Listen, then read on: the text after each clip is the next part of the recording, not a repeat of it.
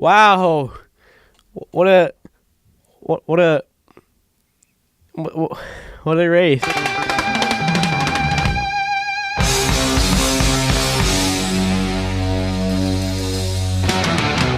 Hey, what's up guys? It's Sam here. How are you guys doing today? Because we're having a fantastic day. If you guys didn't see the Sonoma race, watch it. It'll be on the NASCAR YouTube channel. I think tomorrow, or by the time you guys are watching this, maybe. But yeah, it was a pretty overall boring race, I'm gonna say. It was not horrible, but it was pretty boring. I mean, not much happened. We saw 4 cautions in the entire race. Martin Truex Jr. ended up getting the win by 15 seconds. He won the race by an entire 15 seconds. The strategy was amazing that he did. We'll talk about that a little bit later, but yeah, Martin Truex Jr. won the race by 15 seconds. And that is insane because we don't usually see that in the sport.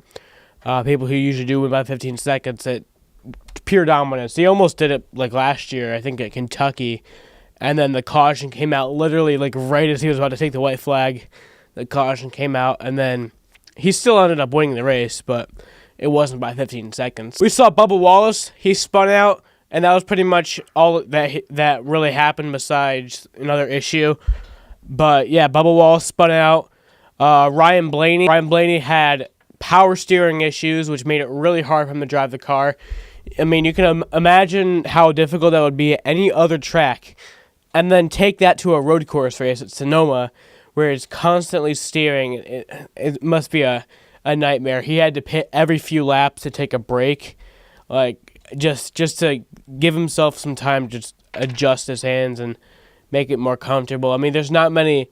There's like that one straightaway on the back that you can maybe take a break in. But even then, that's only like a half a second that you really had to do that. So it must have been really difficult for Ryan Blaney. So he had to take a pit stop just to kind of let his hands rest. He didn't even finish inside the top 20. So yeah, tough race for Ryan Blaney, but I think we'll come back to Chicago next week, and he'll do all right. Let's talk about AJ Allmendinger. AJ Allmendinger, he led a lot of the first stage. He ended up winning the first stage after some strategy took place that allowed him to pass some people, and he won the first stage. He led a little bit of the first. He led some of the laps in the second stage, and then he missed a shift and ended up causing him to blow an engine, which really sucks for him because this is one of those tracks that he has a good shot at. He has Watkins Glen, and then I think he might do well at the Roval because he's a road course racer, but you don't know what to expect from the Roval because no one's raced there yet. But he has tested there. He has done some tests there, so that'll be awesome. Ended up finishing last place, I believe, and he was out of the race, so huge heartbreak for him. I think he and his team has so much pressure coming into these races that it just ends up not being good for him, so it sucks, but it's the nature of the beast. I mean, every time here, though, he does good at the beginning, and then something happens that causes him to get out of the race. And it's not even like, a second-place finish or, maybe even outside of the top 10. It's out of the race, and he crashes, and it sucks because he's so good at these races. He'll come back at Watkins Glen, and he'll kick some ass. I can guarantee it. Let's talk about some of the strategy that happened in this race. The strategy was insane. This is probably the biggest strategy race that we've seen all year, and I'm really surprised. I did not expect to see that. I expected to see, some people, maybe a little bit, like a few strategies going on, but people like Kevin Harvick and Martin Truex Jr. pitted a few laps before the stage ended, and that caused them to get a few laps of better strategy so they could start the next stage ahead, and they actually gave up stage points for that, which I'm surprised to see. So that's why we had some people like Chris Buescher getting stage points or Michael McDowell getting stage points. And then we saw some people who pitted. We had Kyle Busch and Kevin Harvick. They pitted with like 40 laps to go, and then they pitted with like 18 laps to go after Martin Truex Jr. pitted with 30 laps to go. And that was really cool because Martin Truex Jr. and Cole Pearn actually played some tricky doos, and they got on the radio and said that Cole Pearn told Martin Truex Jr. to pit, and I think that was like 40 laps to go. So because they knew that people were going to be listening in, kind of, and then they told him not to pit. They told him not to pit at the last second, and Martin Truex Jr., they made no plans. They just didn't pit, and that was cool. That was cool. Some little trickery doos. It works out in the end. and it did. He won the race by 15 seconds because he was able to catch up back to Kevin Harvick because he had better tires, and it caused him to do a lot better. Not really happy that Truex won because, as you guys probably know, not a big Truex fan. Don't hate the guy, love the guy, but just the car, him in a race car, I don't like that.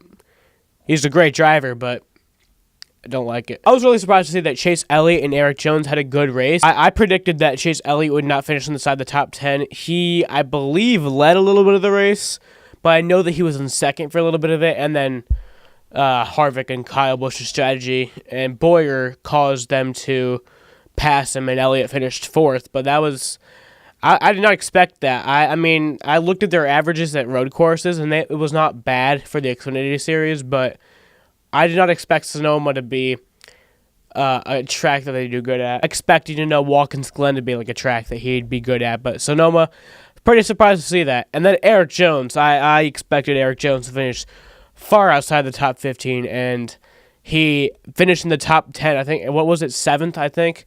He did awesome. Props to Eric Jones. He surprised me out there. Awesome.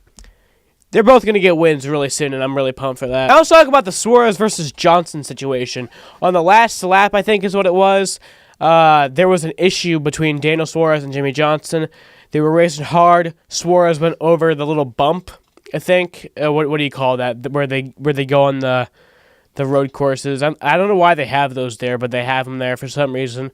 And he went over that thing, and then Johnson was right there, got into contact with him, and then Suarez spun around. I think he finished 15th because of that.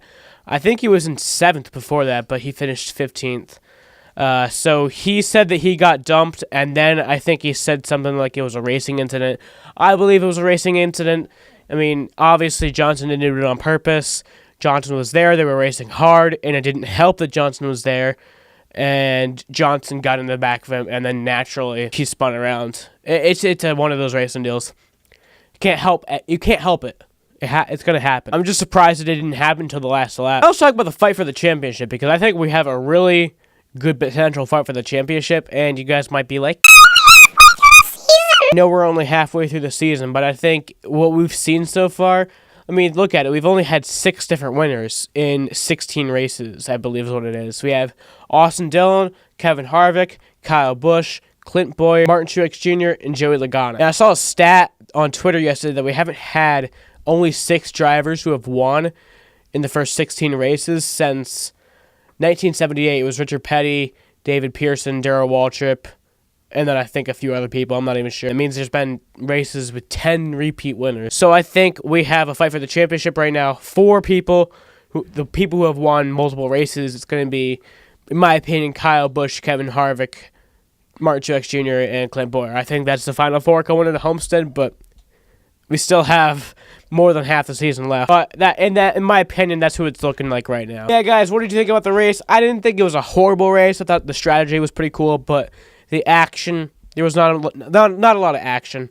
I wish there was more. I mean, there wasn't even cautions for, like, the final stage, which really sucks, but yeah, guys, if you guys like this video, please leave a like on it. If you dislike this video, please leave a dislike and a hate comment telling me exactly what I did wrong. Be sure to subscribe and turn on notifications, and as always, goodbye, bunny rabbits. F is for friends who do stuff together. U is for you and me. N is for anywhere and anytime at all. Down here in the deep blue sea.